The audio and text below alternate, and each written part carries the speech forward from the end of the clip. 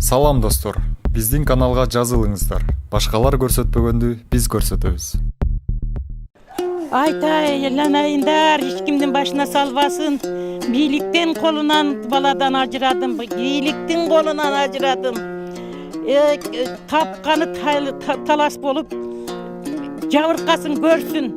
Мен ошо кармаганыңарда мен барып сөз сүйлөймүн ошо жерде.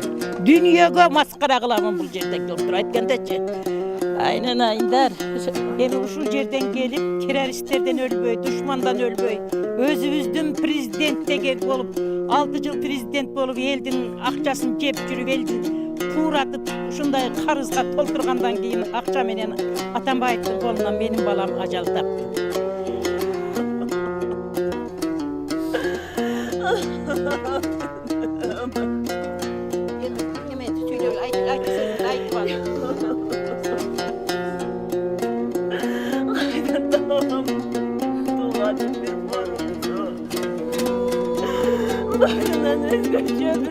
Алар мыйзам талашынан таптакыр чыгып кетишти.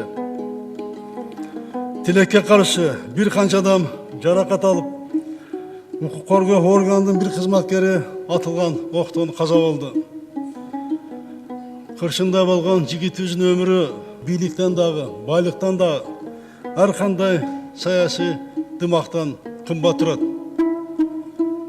Мархумдун ата-энесине, балдарына, жакындарына терең кайгыруу менен көңүл айтам.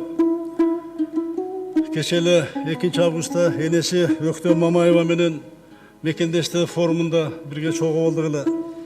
Россиядан келип 4 маселе коюлса, ошонун бир маселеси боюнча баяндама жасап, абдан жакшы баяндама жасаган.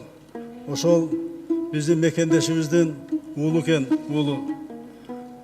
Мына менин дагы жүрөгүм абдан ооруп турат. Алардын аза кайгысын мына тең бөлүшөм. Мына абдан оор жоготуу, ооруттолго жоготуу. Бала деген бала, бирок мындай болбош керек эле. Артык кайрымдуу болсун.